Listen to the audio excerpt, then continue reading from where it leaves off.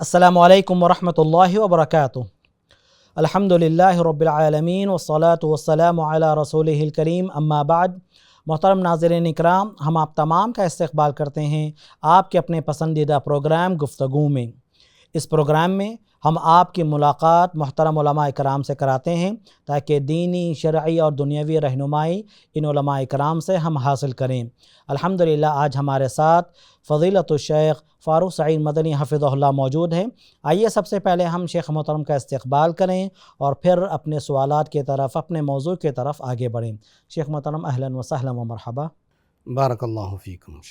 شیخ محترم، الحمدللہ حجاج نے اللہ رب العالمین کے گھر کا حج ادا کیا اور حج جیسی عظیم عبادت الحمدللہ مکمل ہوئی۔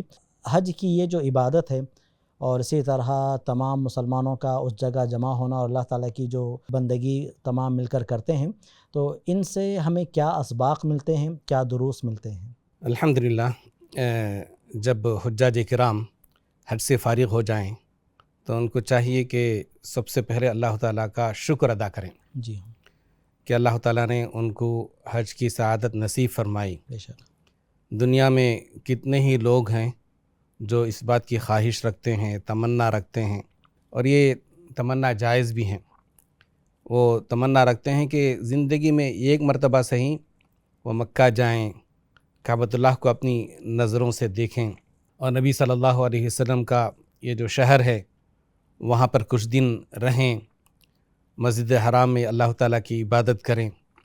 اور نبی صلی اللہ علیہ وسلم نے جو جو عبادتیں حج کے دوران مکے میں ادا کی تھیں، ویسی ہی عبادتیں آپ صلی اللہ علیہ وسلم کی اقتداء کرتے ہوئے وہ ساری عبادتیں بجا لائیں، لیکن ان کی تمنا پوری نہیں ہوئی۔ لیکن جو لوگ کہ حج کے لیے حاضر ہوئے ہیں، جن کو موقع ملا ہے، اللہ تعالیٰ نے ان کو یہ موقع دیا ہے، تو اس پر سب سے پہلے اللہ تعالیٰ کا شکر ادا کریں اور حج سے جو کچھ سیکھنا چاہیے وہ سیکھ کر کے جائیں۔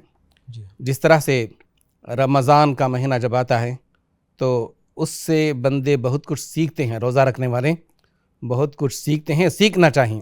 تو اسی طرح سے جو لوگ حج کے لیے جاتے ہیں ان کو چاہیے کہ بہت سارے سبق حاصل کریں، بہت ساری چیزیں سیکھیں، اور حج کرنے سے پہلے ان کی جو زندگی تھی اس میں کچھ کوتاہیاں تھیں اور کچھ نقص تھا، کچھ عیب تھا، تو پھر اس کو دور کریں اور حج کے بعد والی زندگی میں تھوڑی سی تبدیلی لائیں، تھوڑا سا بدلاؤ لائیں، تاکہ دونوں حالتیں ایک جیسی نہ ہوں۔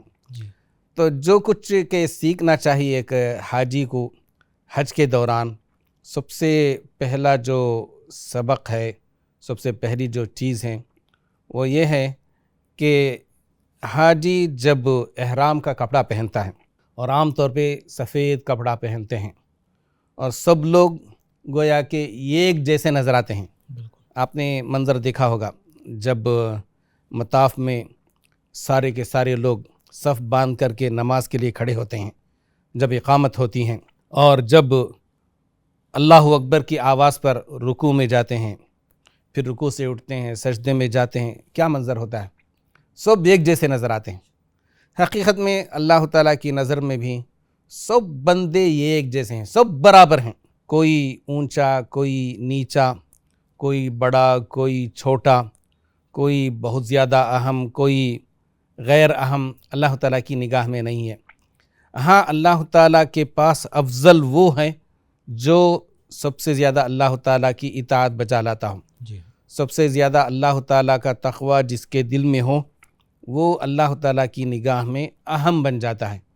اسی کی طرف رسول اللہ صلی اللہ علیہ وسلم نے بھی اشارہ کیا تھا کہ لا فضل لعربی علی عجمی ولا لعجمی علی عربی ولا لاحمر علی اسود ولا لاسود علی احمر الا بالتقوی، کہ کسی عربی کو عجمی پر اور نہ کسی عجمی کو عربی پر، نہ کسی کالے کو گورے پر اور نہ کسی گورے کو کالے پر کوئی فضیلت حاصل ہوئے مگر تقوی کے سبب۔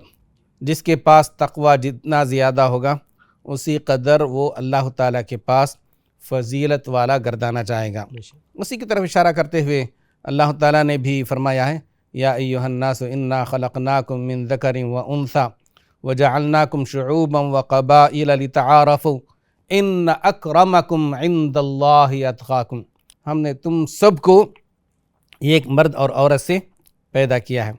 हाँ, बाद में जब इंसानों की तादाद बहुत ज़्यादा हो गई तो हमने उनको कबीलों ख़ानदानों में बांट दिया, और ताकि तुम आपस में पहचान सको कि ये फ़लाँ कबीले से, ये फ़लाँ ख़ानदान से हैं। इसकी वजह से कोई शख्स किसी दूसरे पर फ़ौक़ियत हासिल नहीं करता, बड़ा नहीं बन जाता। अगर कोई अल्लाह ताला के पास बड़ा बनता है तो तक़वे की बुनियाद पर, इन्न अक्रमकुम इंदल्लाहि अत्क़ाकुम, अल्लाह ताला की निगाह में सबसे ज़्यादा मुअज़्ज़ज़ वो हैं जो तुम में सबसे ज़्यादा तक़वे का हामिल हो। तो ये बहुत अहम सबक है जो एक हाजी अपने हज के दौरान सीखता है। इसी की बुनियाद पर हम कह सकते हैं कि एक हाजी को अपने हज के दौरान तवाज़ो भी सीखना चाहिए। तवाज़ो, अपने आप को बड़ा नहीं समझना चाहिए। जो आदमी अपने आप को बड़ा समझता है गोया कि उसके पास तकब्बुर है, और जिसके दिल में ज़रा बराबर भी तकब्बुर है उसके बारे में रसूलुल्लाह सल्लल्लाहु अलैहि वसल्लम ने ये फरमाया कि वो जन्नत में दाखिल नहीं होगा। और अल्लाह ताला की निगाह में बड़ा होना चाहिए। ख़ुद हमको चाहिए कि हम अपने आप को छोटा ही समझें।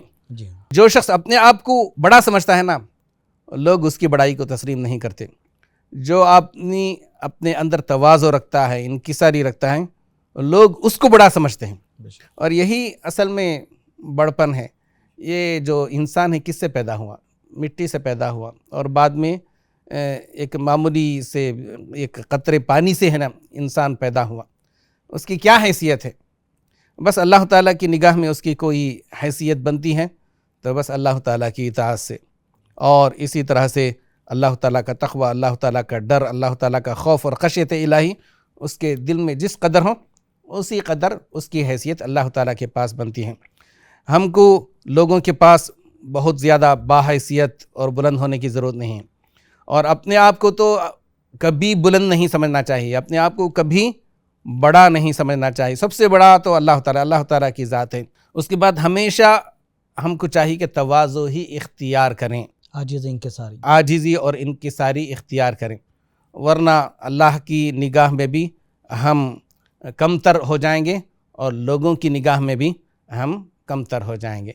ये एक अहम सबक है जो हम इस हज के सफ़र से सीख सकते हैं। जी हाँ, बारकल्लाहु फ़ीकुम।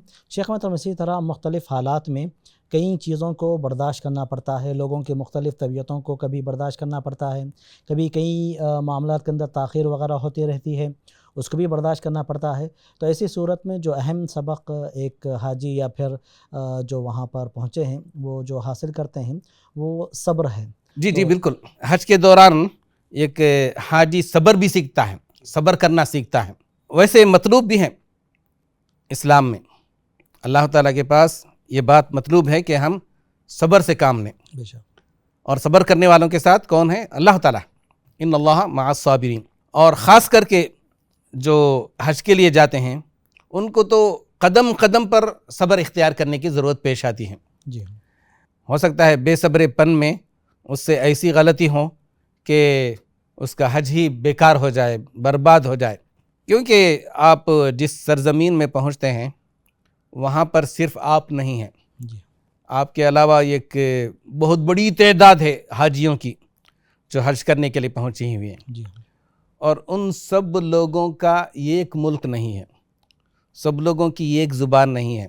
आप जो ज़ुबान बोलते हैं, जो ज़ुबान समझते हैं, आपके बगल में जो आदमी होगा हो सकता है उसको वो ज़ुबान मालूम ना हो। और ख़ास करके दुनिया के कोने कोने से हाजी मक्के को पहुंचते हैं, और वहाँ पर जो ज़ुबान की चलती है वो अरबी ज़ुबान है। और ये लोग जो हज करने के लिए आए हैं उनकी मुख्तलिफ़ ज़ुबानें हैं, 20 ज़ुबानें हैं, एक दूसरे में आपस में भी समझने में ज़रा मुश्किल होती है। और अरबी ज़ुबान भी नहीं मालूम है तो फिर अरबी में कोई कुछ कह रहा है तो हमको समझ में नहीं आता, कुछ गलत फ़हमी भी पैदा हो जाती है। अगर गलत फ़हमी पैदा हो जाए और उसकी वजह से कोई नाज़ेबा कोई हरकत हो जाए किसी से, फिर उस पर सब्र करना पड़ता है। غلط فہمی کے سبب اس نے ایسا کیا ہے، جان بوجھ کر کے ایسا نہیں کیا ہے۔ کئی ملین لوگ وہاں پہ پہنچتے ہیں حج کرنے کے لیے، ایک ہی جگہ ان کو طواف کرنا ہے، سعی کرنا ہے، ان کے راستے ایک ہیں، اور حج کے موقع پر سب کو مینا پہنچنا ہے ایک محدود وقت میں، وہاں پر رہنا ہے۔ پھر مینا سے جو عرفات کی طرف جاتے ہیں سب مل کر کے روانہ ہوتے ہیں، تقریباً 2 ملین افراد، 20 لاکھ 25 لاکھ 30 لاکھ افراد، اور جو مختصر جگہ ہیں وہاں پہ ان کو قیام کرنا ہے، مزدلفہ میں رات گزارنا ہے، پھر دوبارہ آ کر کے جو کنکریاں مارنے کا عمل ہے، دوبارہ طواف افاضہ کرنے کے لیے جانا ہے۔ اس طرح سے بہت سارے اعمال حج کے ہیں۔ ان سب موقعوں پر صبر ضروری ہے، صبر کے علاوہ کوئی چارہ کار نہیں۔ اور اسی طرح آپ کا جہاں قیام ہے وہاں پر جس طرح آپ اپنے گھر میں رہتے ہیں اتنی کشادہ جگہ تو نہیں ہوتی، یہ ایک بیڈ کی جگہ آپ کو ملتی ہے۔ سفر کے دوران بسوں کا سفر ہوتا ہے، کبھی ٹرین سے سفر ہوتا ہے، مختصر سی جگہ آپ کو بہت دیر تک رہنا ہوتا ہے۔ یہ ساری جو چیزیں ہیں ان میں صبر ضروری ہے۔ اس سے ہم سیکھتے ہیں کہ زندگی میں صبر کتنا ضروری ہے۔ تو جب حج کر کے آئیں اس کے بعد بھی اگر آپ کی زندگی میں کوئی پریشانی آتی ہیں تو یاد کریں وہاں پر کیسا آپ کے ساتھ ہوا تھا، آپ نے وہاں جیسے صبر کیا یہاں بھی صبر کریں۔ ہر وقت اللہ تعالیٰ سے اجر اور ثواب کی امید رکھتے ہوئے صبر کے دامن کو ہرگز نہ چھوڑیں، تو اس طرح سے آپ کی زندگی میں بھی آسانی پیدا ہوگی۔ تو یہ بھی حج کا ایک بہت ہی اہم سبق ہے جو ہم سیکھ کر کے واپس آتے ہیں۔ شیخ محترم بارک اللہ فیکم، حج پر جو لوگ جاتے ہیں بہت سارے مسائل سے دوچار بھی ہوتے ہیں، اور جیسا کہ آپ نے اس سے پہلے بتایا کہ صبر سے رہنے کی ضرورت پڑتی ہے ہر مقام پر، ہر قدم پر۔ تو ایسی صورت میں عبادت کے اندر خشوع خضوع کیسا لائیں، یہ بڑا ایک اہم مسئلہ ہوتا ہے۔ در حقیقت جب کوئی شخص حج کے لیے نکلتا ہے تو وہ اللہ تعالیٰ کو راضی کرنے کے لیے، اللہ تعالیٰ کو خوش کرنے کے لیے، اللہ تعالیٰ کی عبادت بجا لانے کے لیے وہ نکلتا ہے۔ یہاں پر جو کچھ مشکلات پیش آتی ہیں، جو کچھ پریشانیاں پیش آتی ہیں حج کے دوران کسی بھی مرحلے میں، تو وہاں پر اس کو صبر کرنا پڑتا ہے۔ صبر کے ساتھ ہی یہ خشوع خضوع بھی آ جائے گا۔ جب آپ بے صبرے بنیں گے تو پھر آپ کی عبادتوں میں خشوع خضوع باقی نہیں رہے گا، ذہنی سکون بھی باقی نہیں رہے گا۔ جی بالکل۔ تو صبر بہت ضروری ہے، اسی لیے شاید اللہ تعالیٰ نے صبر کے ساتھ نماز کا ذکر کیا، وَاسْتَعِينُوا بِالصَّبْرِ وَالصَّلَاةِ۔ آپ کے پاس صبر نہیں تو آپ کی نماز بھی نہیں ہوگی، نماز بھی صحیح طور سے ادا نہیں کر سکیں گے، نماز کی پابندی بھی نہیں ہو سکے گی، اور اگر نماز آپ نے ادا کی تو پھر ہو سکتا ہے خشوع خضوع نہ۔ تو صبر اور نماز دونوں گویا کہ لازم و ملزوم ہیں۔ یہاں پر ایک حاجی جو حج کے دوران سیکھتا ہے وہ یہ ہے کہ حج کے دوران ہر نماز کو اپنے وقت پر پابندی کے ساتھ ادا کرتا ہے۔ بہت سارے ایسے حاجی ہیں جو حج کرنے سے پہلے نماز میں کوتاہی کرتے تھے، اور اب جو حج کے لیے حاضر ہوئے ہیں یہاں پر انہوں نے توبہ کر لی ہے، استغفار کیا ہے۔ جو کچھ کوتاہیاں اس سے پہلے ان سے سرزد ہوئیں اللہ تعالیٰ سے معافی مانگ لی ہے، اور یہ جو معافی ہے، توبہ ہے، یہ توبہ کب قبول ہوگی، کیسے قبول ہوگی؟ تو اس میں ضروری ہے کہ اس سے پہلے جو کوتاہیاں ہوئیں ان کوتاہیوں کو چھوڑ دے۔ پہلے یہ کوتاہی یہ گناہ ہے، تو جب تک اس گناہ کو چھوڑیں گے نہیں تب تک یہ توبہ قبول نہیں ہوگی۔ تو حج سے پہلے اگر نمازوں میں کوتاہیاں ہو رہی تھیں تو حج کے بعد وہ کوتاہیاں نہیں ہونی چاہیے۔ اور حج کے دوران تقریباً ایک آدمی کم از کم 15-20 دن تو گزارتا ہی ہے، اور بہت سارے وہ لوگ ہیں جو 1 مہینہ یا 40 دن تک بھی وہ حج کے سفر میں گزارتے ہیں۔ کچھ عرصہ یا بڑا عرصہ مکے میں گزارتے ہیں، اور کچھ عرصہ مدینے میں گزارتے ہیں، اور تھوڑا سا وقت ان کا سفر میں بھی گزرتا ہے۔ تو اس دوران وہ نمازوں کی پابندی کرتے ہیں، بلکہ سنن و نوافل کا بھی اہتمام کرتے ہیں۔ تو اتنی مدت تک اگر کوئی شخص نماز پابندی کے ساتھ پڑھتا رہا تو پھر اس کو عادت ہو جانی چاہیے۔ ایسا نہ ہو کہ بس حج کے دوران وہ نمازیں پابندی کے ساتھ پڑھتا رہا، اور جب حج کر کے واپس آیا تو اس سے پہلے جو کوتاہی ہوتی تھی، جو سستی ہوتی تھی، وہی سستی دوبارہ اس کی زندگی میں داخل ہو گئی ہے۔ جی ذرا یاد کریں، جب آپ مدینہ گئے، مسجد نبوی کی کیا حالت تھی رسول اللہ صلی اللہ علیہ وسلم کے عہد میں۔ رسول اللہ صلی اللہ علیہ وسلم کے عہد میں منافقین بھی نماز نہیں چھوڑتے تھے، سبحان اللہ۔ جی ہاں، سوائے اس کے کہ تھوڑی سی سستی کرتے تھے۔ وَإِذَا قَامُوا إِلَى الصَّلَاةِ قَامُوا كُسَالَىٰ، اور بہت لمبی نماز پڑھنا ان کو ناقابل برداشت تھا۔ وَلَا يَذْكُرُونَ اللَّهَ إِلَّا قَلِيلًا، بس تھوڑا بہت ذکر کیا اور چلے گئے واپس۔ تو منافقین بھی نماز نہیں چھوڑتے تھے اور نمازوں کی پابندی کرتے تھے۔ اگر ان سے کوئی کوتاہی ہوتی تھی نماز کی تو صرف عشاء کی نماز اور فجر کی نماز میں۔ اس لیے آپ صلی اللہ علیہ وسلم نے بیان فرمایا کہ یہ دو نمازیں ان پر ذرا بھاری گزرتی ہیں، جی ہاں، کہ نیند کو چھوڑ کر کے، ان کو آرام کو چھوڑ کر نماز پڑھنے کے لیے آنا پڑتا ہے، لیکن لوگوں کو دکھانے کے لیے کہ ہم مسلمان ہیں وہ آتے تھے۔ جی ہاں، ہم کیسے مسلمان ہیں کہ اپنے آپ کو مسلمان کہلاتے ہیں، اس کے باوجود نماز میں کوتاہی کرتے ہیں؟ اور ہم کو اگر حج کرنے کا موقع ملا، اتنی طویل مدت تک نماز پابندی کے ساتھ پڑھتے رہیں، اور جب حج سے فارغ ہو کر گھر واپس ہوئے دوبارہ نماز چھوڑ دی، تو اس دوران ہم نے جو نماز پڑھی تو کیا لوگوں کو دکھانے کے لیے پڑھتے رہے؟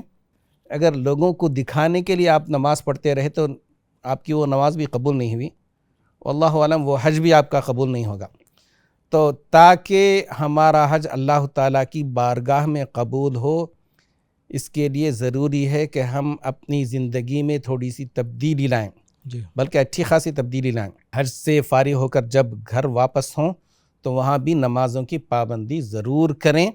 نماز جو کہ ایمان اور کفر کے درمیان حائل ہوتی ہیں، اگر کوئی شخص نمازوں کو چھوڑ دیتا ہے تو واللہ عالم وہ ایمان پر باقی رہنا اس کا مشکل ہو جاتا ہے۔ جزاکم اللہ خیرم۔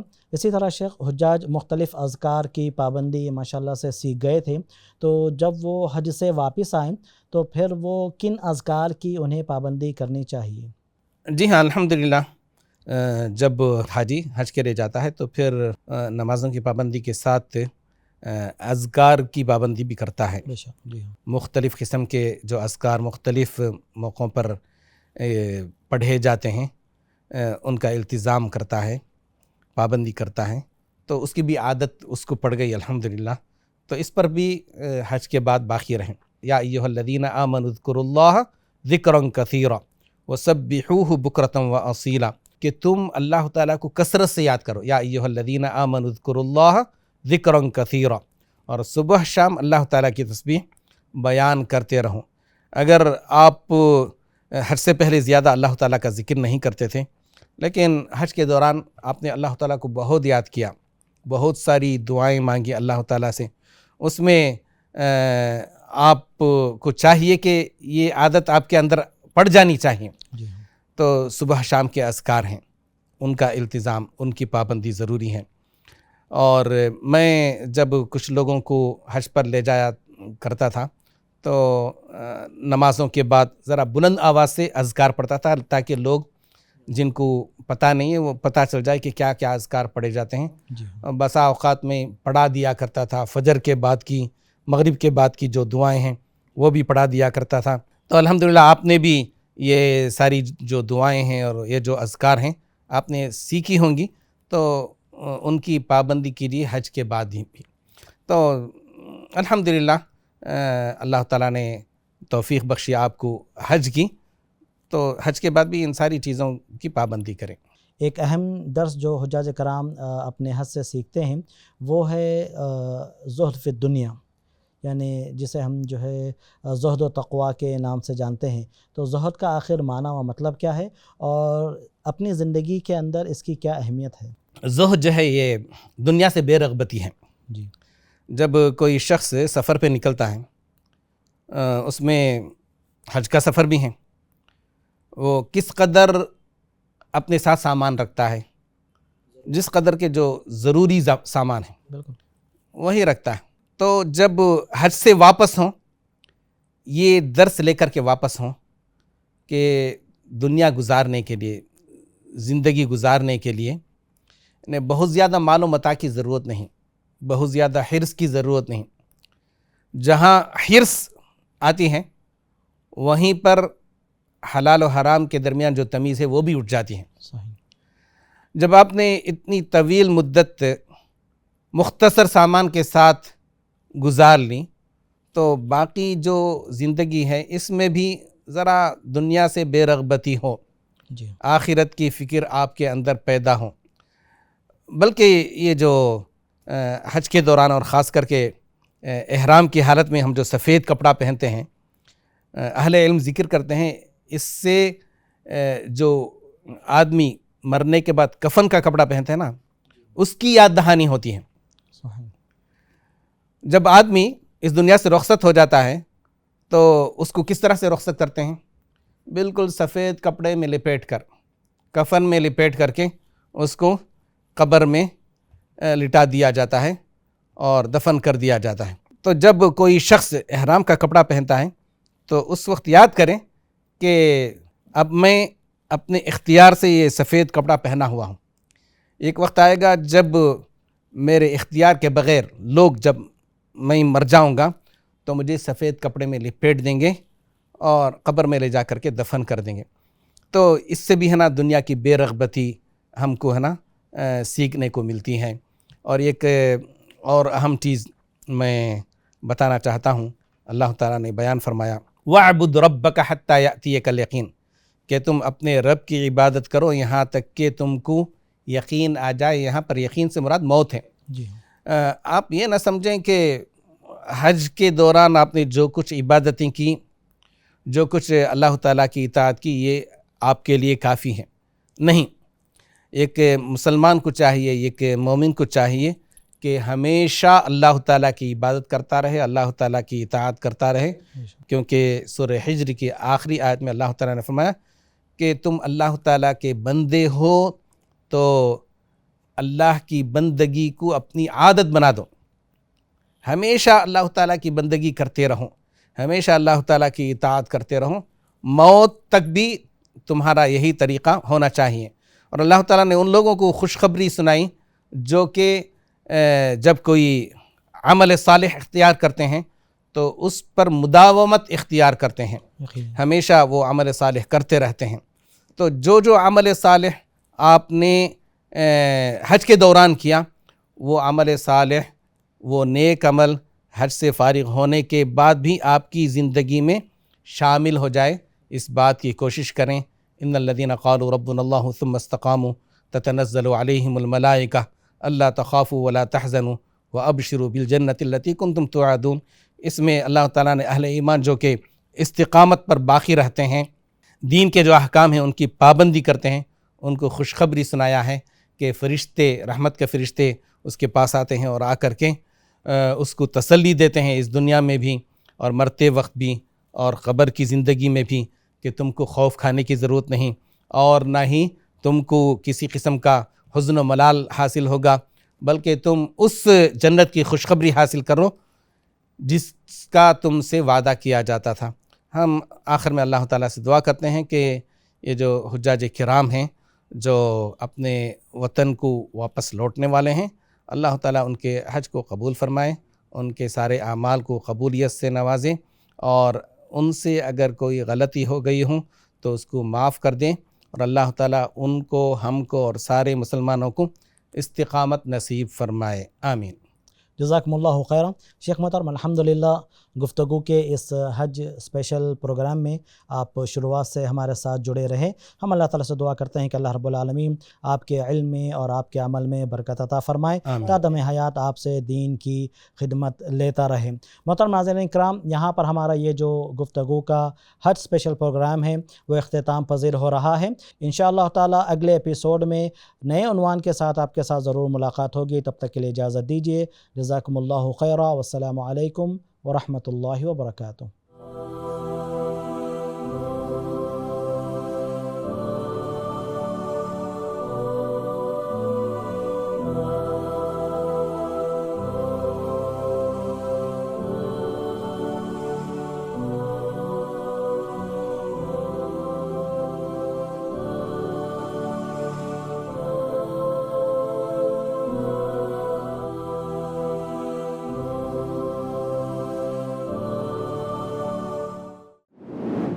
مرسی ٹی وی کے مزید ویڈیوز کے لیے ہمارے چینل کو سبسکرائب کریں اور بیل آئیکن کو کلک کرنا نہ بھولیں۔